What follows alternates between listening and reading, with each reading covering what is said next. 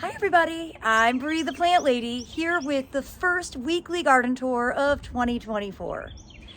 Now we have just had a nice rain, we got 1 inch.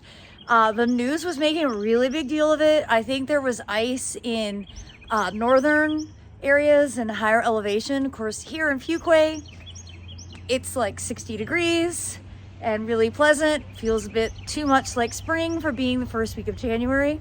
But of course, all the plants are doing really well, so I thought today would be the perfect time to take you around so you can see what everything is looking like as a new year begins. Well, here in the driveway, everything is doing great. It's amazing how these blueberries from Bushel and Berry hold on to their foliage in that fabulous color. They are so ornamental. And the wall is filling out really nicely, and I'm really pleased to show you that there are tulips starting to pop up. You can see I put tulips in the entire wall, so when they bloom it should look really spectacular. Well, the big front cottage garden is doing really well. First, you can see I've got a lot of broccoli coming on, which I'm really pleased about.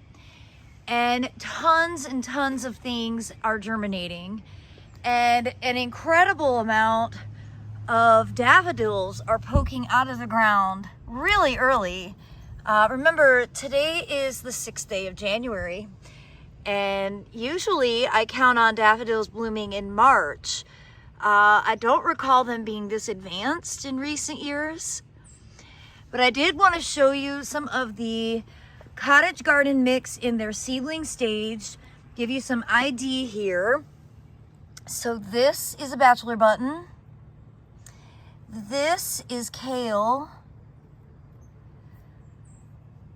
Let's see, this is a lettuce. This is California poppy. Now let's see where else. We've got larkspur right here.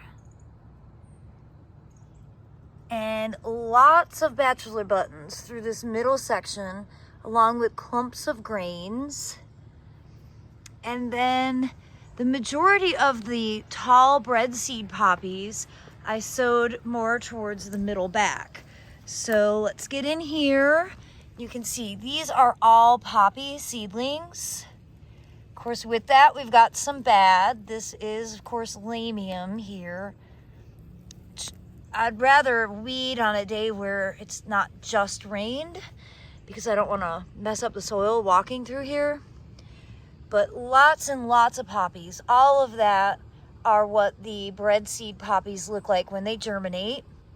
Of course, more larkspur, and of course, the inevitable common veg, which this bed is full of.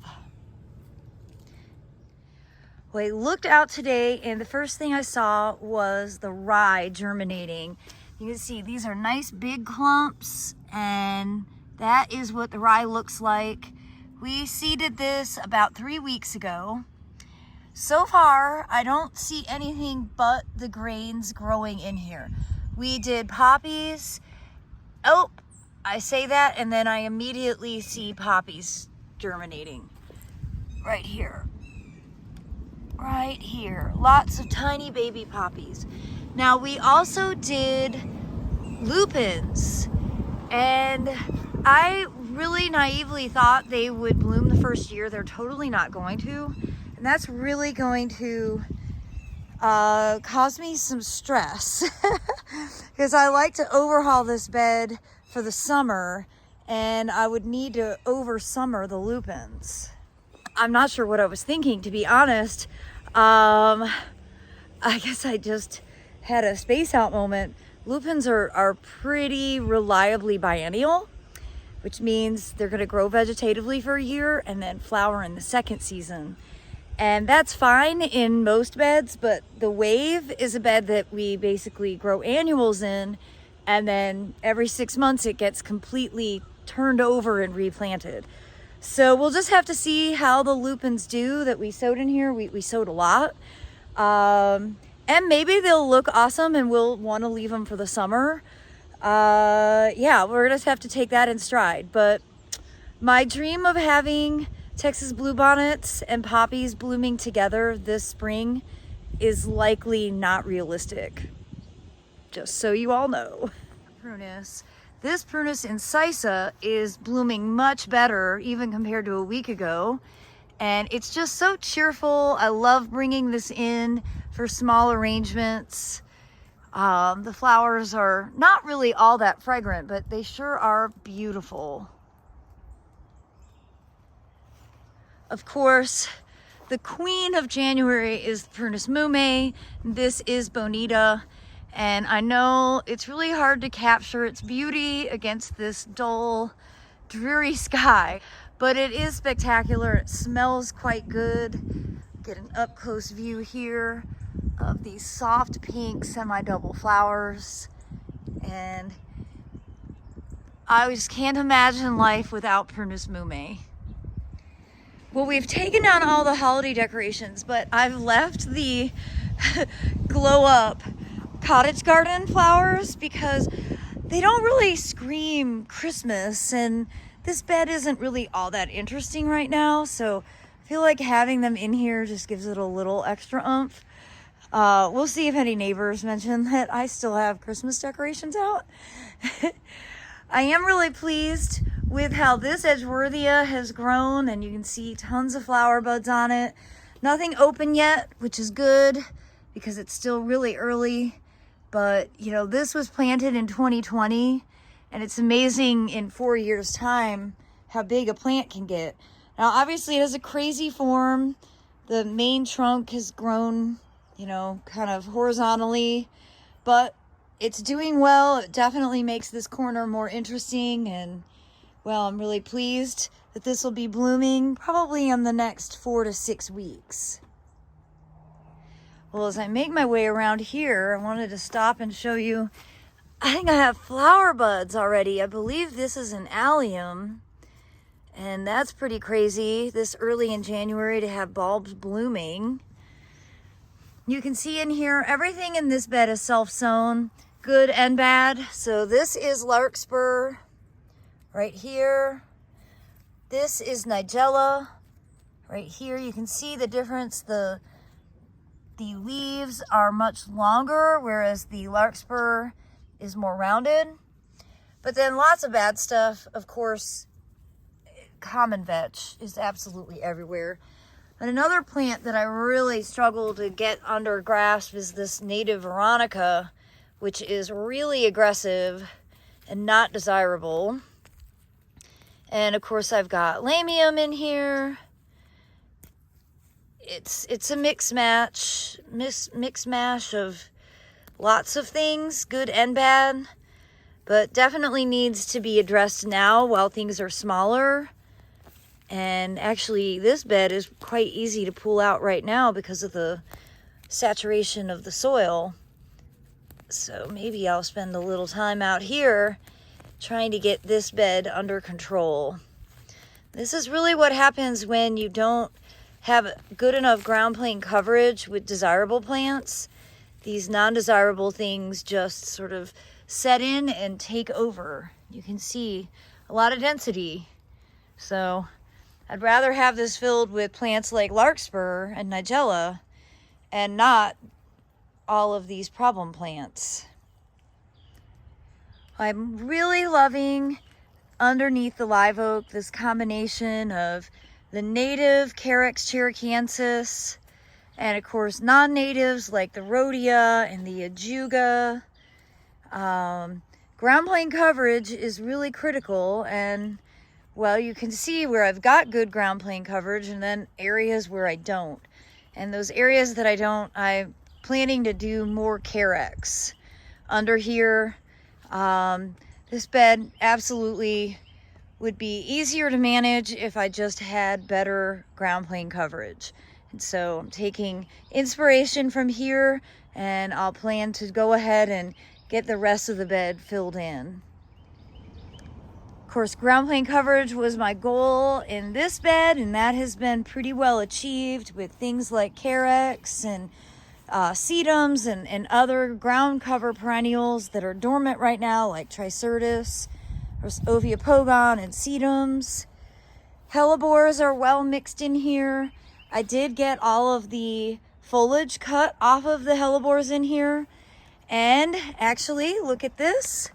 I am seeing some of the first blooms to open.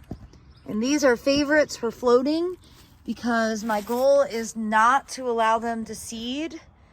So when they're in full bloom, I come through and I pluck every single flower off. That way they can't set seed, they won't become invasive. Well, and this exceptionally beautiful, very early bloom is from Jack's, which is a really remarkable Camellia japonica.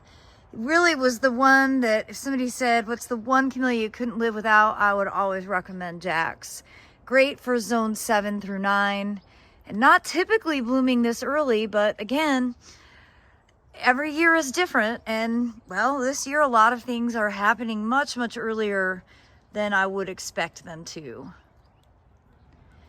Walking around to the back here, you can see the Alstroemeria is really terrific, and gosh, I just love using this in floating arrangements. And I would like to come through and get weeded, but I think I'm going to wait until tomorrow because it's actually starting to rain a little bit harder right now. But I did get that feed tank replanted, which I'm really pleased about. And once I get this bed weeded, I'm going to give it a good mulching. I might even top dress with some soil cube to give it some extra nutrients, and then get it mulched so that the phlox can come up. And in theory, I will smother out any potential weeds like the chickweed. Now I wanted to show you again the advantage of ground plane coverage with something desirable like the arugula versus here in my walkway. All of this is that sort of native but very invasive Geranium carolinianum. So I've spent some time weeding all of this out. It's super aggressive, really not a desirable plant at all. And wanted to show you here in this planter that I did a few weeks ago, the grains are just now starting to germinate. And I know I scattered poppies in here. I don't see any poppies yet, but I'll definitely be keeping my eyes peeled. I do think all of the containers here at the fire pit look great. These ornamental kales have been well worth protecting in the cold that we have experienced because they are so pretty right now. And they're really nice after a rain when they get these raindrops stuck and they just sort of glisten. Well, the feed tank bed is doing well. You can see that the Allium schubertii are all starting to grow vegetatively. I planted them throughout, and we've got a good mix of mustard and California poppies in here mixed with lupins that, again, I don't think are going to bloom this year. Definitely not my intention, but it's how it's going. You can see on the back side here, I planted a couple different varieties of garlic, and you know, this looks significantly different compared to here. I know I have a video about what everything is that I'll have to reference. Some were old varieties from Italy given to me by a fabulous lady who came and participated in the seed sale and cottage gardening demo. And over here you can see more arugula growing in with this mix that also has spinach, lettuce and kale. This side, I'm really pleased with the ground plane coverage. It's a great mix of poppies and larkspur. Right here, there's poppies, here's larkspur.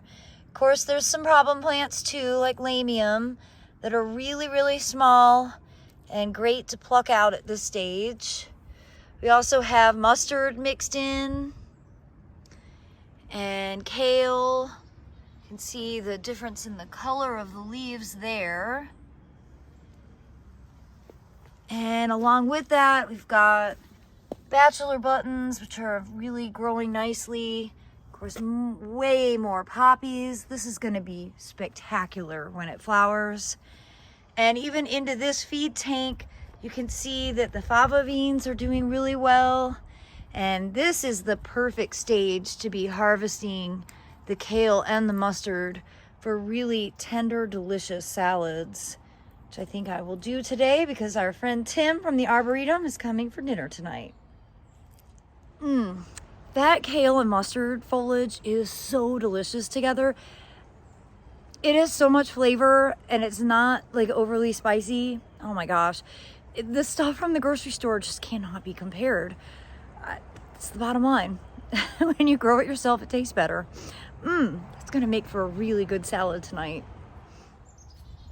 Well, this bed is growing really well. You can see the celery is doing exceptionally well. And I've actually been harvesting it to use in salads and soups. And you can see leeks are popping up out of the ground there. Oh, yeah. So we are definitely in the season of wear rubber because the ground is super wet. And this year, David got a special deal. Oh yeah, I saved a bunch of money. Now I'm new boot goofing. He's yeah. Not only the new boots, but they're bright fluorescent green. I won't lose them. No one's gonna steal his Birkenstocks. But they are the preferred shoe for this kind of weather. You can see it's soggy underfoot. All right, it's my goal to deal with this bed tomorrow. So there will be a video showing that process. I did want to show you that this Edgeworthia is a little bit more advanced than the one out front. You can see there are some flowers open. Let me see if it smells. Oh yes, that fragrance is incredible. So I think we can officially say Edgeworthia season has begun. Coming into the woodland here, I see lots of camellia blooms about to open. Again, very early, but every year is different. So Crimson Candles is really starting to show a lot of color. We've got Igao 3 Seasons with lots and lots of blooms on it. And, well, the woodland is appropriately wet. And I need to spend some time weeding in here and then ordering some perennials to cover the ground plane. And I'm hoping to get started on that project next week. Well, everybody, I'm going to cut the weekly garden tour short because it's starting to pour again. And I hope that you'll be inspired by this. Hope you're having a great weekend. And I look forward to sharing more updates with all of you right here from my Central North Carolina garden. Thanks for watching.